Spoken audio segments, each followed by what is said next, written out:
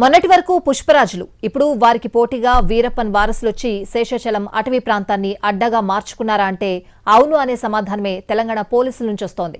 ఏనుగు దంతాలు స్మగ్లింగ్ అంటే గుర్తుకొచ్చేది తమిళనాడు స్మగ్లర్ వీరప్పన్. అతని అంతంలో అంతమైపోయిందని అనుకున్న స్మగ్లింగ్ ఇప్పుడు ఏపీలో మొదలైంది. శేషాచలం కొండలను వీరప్పన్ వారసులు అడ్డాగా మార్చుకున్నారనే అనుమానాలు పెరుగుతున్నాయి.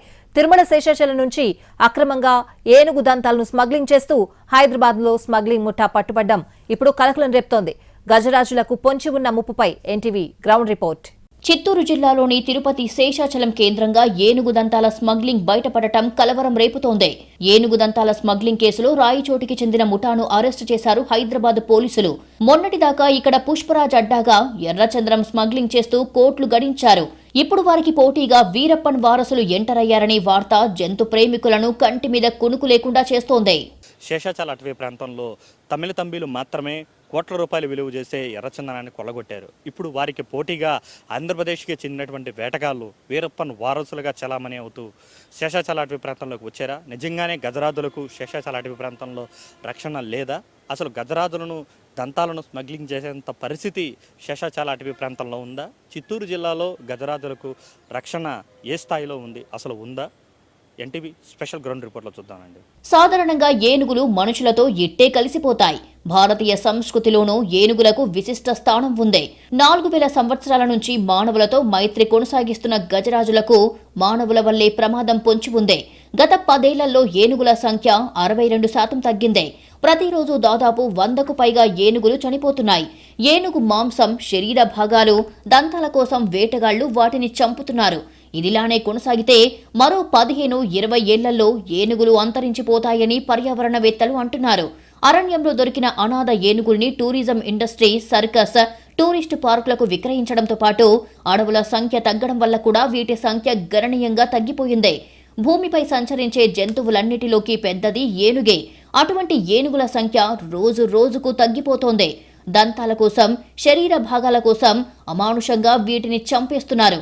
ఆకారం భారీగా ఉన్నా అందరితో ప్రేమగా మెలిగే ఏనుగులను కాపాడాలి అనే ఉద్దేశంతో ప్రపంచ ఏనుగుల దినోత్సవం మొదలైనా ఫలితం లేదనే చెప్పాలి. అడవులు ఏనుగుల సహజ నివాస స్థలాలు.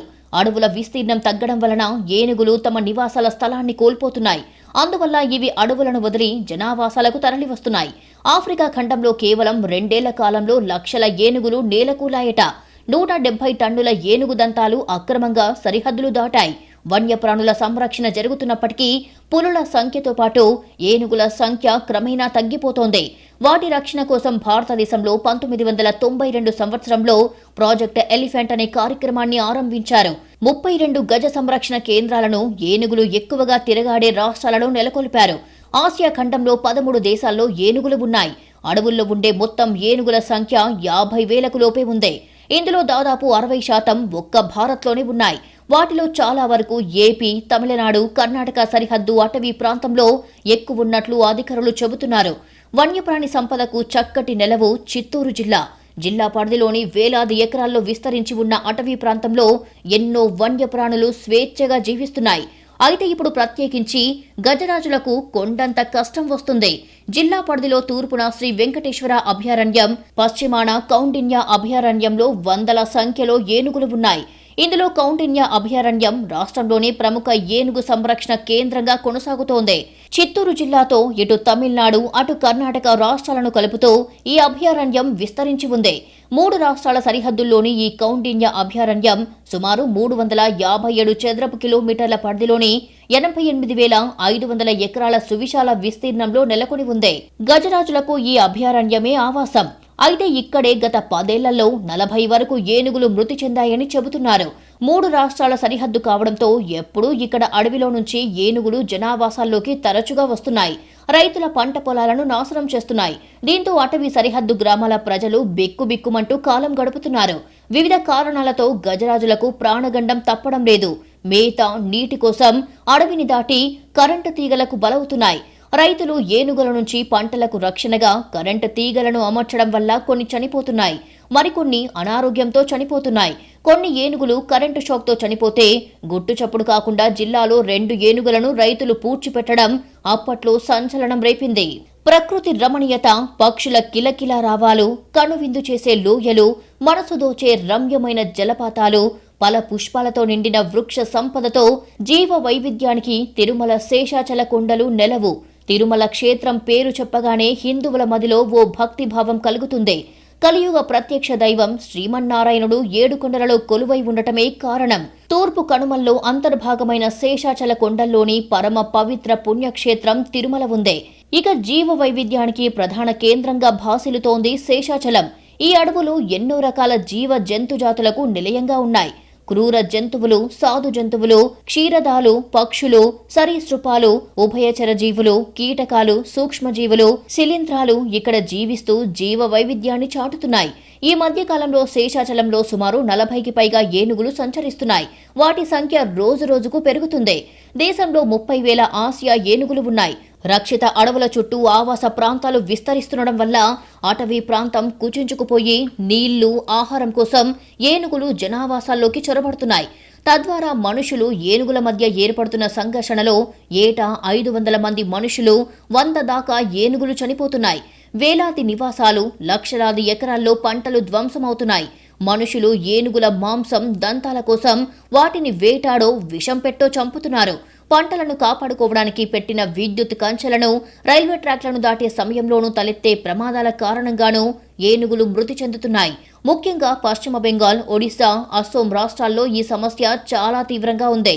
ఇక తమిళనాడు నుంచి కోయంబత్తూర్, నీలగిరి, సత్యమంగళం, కడలూరు, కేరళ, కర్ణాటక సరిహద్దు తదితర ప్రాంతాల్లో జరిగిన ప్రమాదాల్లో 100కు పైగా ఏనుగులు మృతి చెందాయి. స్మగ్లర్ వీరప్పన్ చేతిలో మరణించిన ఏనుగుల సంఖ్యకు లెక్కే లేదు. ఇక చిత్తూరు జిల్లా కుప్పం, పలమనేరు, వీకోటలో సైతం ఏనుగుల మరణాల సంఖ్య 40కి చేరువలో ఉందని చెబుతున్నారు. చనిపోయిన ఏనుగు చర్మాన్ని పొడి చేసి చైనాలో ఔషధంగా వాడుతారు. ఏనుగు చర్మంతో తయారైన ఉత్పత్తులను అల్సర్లు, కడుపులో వాపు, కడుపులో క్యాన్సర్ సమస్యలకు మందుగాను అమ్ముతుంటారు. చర్మ ఇన్ఫెక్షన్లకు ఔషధంగా అమ్మే క్రీమ్ తయారీలోనూ ఏనుగు చర్మం పొడిని వాడుతారు. క్రీమ్ తయారీలో ఏనుగు కొవ్వుకు ఈ పొడిని కలుపుతారు. ఫ్యాషన్ పరిశ్రమ ఆభరణాల తయారీకి ఏనుగుల చర్మాన్ని కొంటోంది.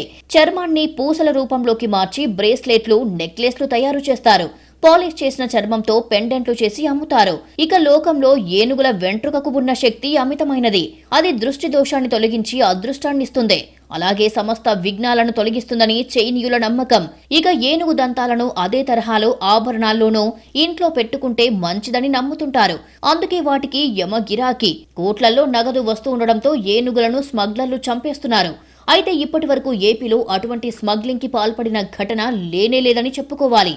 అలాంటిది ఇప్పుడు శేషాచలం నుంచి ఏనుగుల దంతాలను స్మగ్లింగ్ చేస్తూ ఓ ముఠా హైదరాబాద్ పోలీసులకు చిక్కడం సంచలనంగా మారింది. ఏనుగు దంతాలను స్మగ్లింగ్ చేస్తున్న వ్యక్తిని పోలీసులు అరెస్టు చేశారు. ఆంధ్రప్రదేశ్లోని రాయచోటికి చెందిన నిందితుడు రేకులకుంట ప్రసాద్ను పోలీసులు అదుపులోకి తీసుకున్నారు. ప్రసాద్ దగ్గర నుంచి 5.6 కిలోల 2 ఏనుగు దంతాలు స్వాధీనం చేసుకున్నారు. అంతర్జాతీయ మార్కెట్లో దంతాల విలువ 3 కోట్లు ఉంటుందని అంచనా. ఎస్ఓటీ ఫారెస్ట్ అధికారుల జాయింట్ ఆపరేషన్లో నిందితుడిని అరెస్టు చేశారు. తిరుపతి శేషాచలం ఫారెస్ట్ నుంచి ఏనుగు దంతాలను నిందితుడు తీసుకొచ్చినట్లుగా పోలీసులు తెలిపారు. అంతేకాకుండా గతంలో ఎర్రచందనం స్మగ్లింగ్ కేసులో కూడా ప్రసాద్ నిందితుడిగా ఉన్నాడు. ప్రసాద్ను అప్పట్లోనే red Sanders anti smuggling task force arrest చేసింది. ఏనుగు దంతాలు స్మగ్లింగ్ చేస్తున్న అంతర్రాష్ట్ర ముఠాను పట్టుకున్నామన్నారు. హైదరాబాద్ రాచకొండ సిపి సుధీర్ బాబు కీలక విషయాలు చెప్పుకొచ్చారు. 2 ఏనుగు దంతాలను స్వాధీనం చేసుకున్నామని, ఇవి ఒరిజినల్ దంతాలా కాదా అని ఫారెస్ట్ వాళ్లతో చెక్ చేయించినట్లుగా చెప్పారు. వైల్డ్ లైఫ్ యాక్ట్ 1972 ప్రకారం ఇది చట్టరీత్యా నేరమని, ఏనుగు నుంచి ఇవి కట్ చేసి సేకరించినట్లుగా తెలిపారు. ఈ కేసులో ప్రసాద్, లోకేశ్వర్ రెడ్డి ఈ దందాను కొనసాగిస్తున్నట్లు చెప్పారు. శేషాచలం అడవుల్లోని ఏనుగుల నుంచి ఇవి సేకరించామన్నారు సిపి. రాచకొండ పోలీసులు ఇల్లీగల్ యాక్టివిటీపై దృష్టి సారించారన్నారు. బస్సులో ఒక పెట్టెలో పెట్టి తీసుకొచ్చారని అనుమానించి అదుపులోకి తీసుకున్నామని తెలిపారు. ఏనుగు దంతాల స్మగ్లింగ్ కేసులో దర్యాప్తు చేస్తున్నట్లు వెల్లడించారు. పట్టుబడ్డ ఏనుగు దంతాలు 5.62 కేజీలు ఉంటుందని తెలిపారు. దాదాపు 3 కోట్లు విలువ చేయగల ఏనుగు దంతాలను సీజ్ చేశామన్నారు. 50 నుంచి 60 లక్షల వరకు కేజీ ఏనుగు దంతాలు మార్కెట్లో అమ్మకాలు సాగిస్తున్నారని సిపి పేర్కొన్నారు. నిందితుడు ప్రసాద్ మాత్రమే పట్టుబడ్డాడని, మరో నిందితుడు లోకేశ్వర్ రెడ్డి పరారీలో ఉన్నట్లుగా తెలిపారు. ప్రసాద్, లోకేశ్వర్ ఇద్దరు గతంలో ఎర్రచందనం స్మగ్లింగ్ కేసులో పట్టుబడి జైల్లో ఉన్నారని, ఇద్దరికీ జైల్లో పరిచయం ఏర్పడిందని, జైలు నుంచి విడుదలయ్యాక ఏనుగు దంతాల స్మగ్లింగ్ కు పాల్పడ్డారని సిపి సుధీర్ బాబు పేర్కొన్నారు. ఇద్దరు నేరస్తులు ఉన్నారు, ప్రసాద్ అని లోకేశ్వర్ రెడ్డి. వీళ్ళిద్దరూ రెడ్ శాండర్ స్మగ్లింగ్ లో వాళ్ళు నేరస్తులు. దాంట్లో వాళ్ళు అరెస్ట్ కూడా చేయబడ్డారు. టాస్క్ ఫోర్స్, ఆంధ్రప్రదేశ్లో టాస్క్ ఫోర్స్ ద్వారా తిరుపతిలో వాళ్ళు అరెస్ట్ అయి ఉన్నారు. ఇద్దరు జైల్లో ఉన్న తర్వాత బయటకు వచ్చినాక ఇంకా బెటర్ వేలో ఇంకా మనీ సంపాదించాలంటే ఇవి ట్రైబల్స్, యానాది ట్రైబల్స్ దగ్గర ఎక్కువగా ఇటువంటి యాక్సెస్ ఉంటుంది అనే వాళ్ళకి ఇన్ఫర్మేషన్ ఉన్నప్పుడు ఈ శేషాచల ఫారెస్ట్ లో ఉన్నటువంటి ఎలిఫెంట్స్ నుంచి ఇవి సేకరించామని చెప్పేసి వాళ్ళు చెప్తున్నారు. ఆ ఇన్ఫర్మేషన్ కూడా మేము will get into more details. Today morning we got this accused. అయితే తెలంగాణ పోలీసులు చెప్పినట్టుగా శేషాచల అటవీ ప్రాంతంలో ఏనుగులను చంపి స్మగ్లింగ్ చేసే అంత పరిస్థితి లేదనే వాదన బలంగా వినిపిస్తోంది. ఈ విషయంలో అటవీ శాఖ అధికారులు, తిరుపతి జిల్లా పోలీసులు సైతం తెలంగాణ పోలీసులు చెప్పినట్లుగా శేషాచలంలో ఏనుగు దంతాల స్మగ్లింగ్ పై ఏకీభవించడం లేదు. ఇక్కడ అలాంటి పరిస్థితి లేదని అంటున్నారు అధికారులు. అయితే ఇక జిల్లాలో ఏనుగులు ఉండేది ఒక్క కౌండిన్య అభయారణ్యం.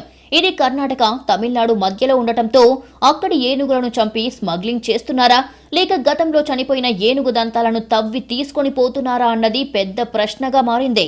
అయితే స్మగ్లింగ్ ముఠా అరెస్టు మీద జిల్లా అటవీ శాఖ అధికారులు స్పందించడానికి నిరాకరిస్తున్నారు.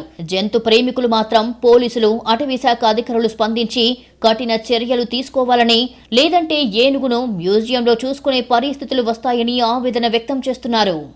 హైదరాబాద్ పోలీసులు ఎందుకు ఇలా చెప్పారన్నది కూడా మాకు తెలియదనేటువంటి మాటలను అయితే ఇటు అటవీ శాఖ అధికారులు, జిల్లా పోలీసులు కూడా చెప్తున్నటువంటి క్రమంలో శేషాచల అటవీ ప్రాంతంలో మాత్రం గజరాజులకు సేఫ్టీ అనేది అయితే ఉంది. వాటిని దాడి చేసి వాటిని చంపి ఆ దంతాలను తీసుకువెళ్ళి అమ్ముకొని స్మగ్లింగ్ చేసేంత పరిస్థితి అయితే అటవీ ప్రాంతంలో లేదు అనే మాటలు అయితే ఎక్కువగా వినపడుతున్నటువంటి మాట.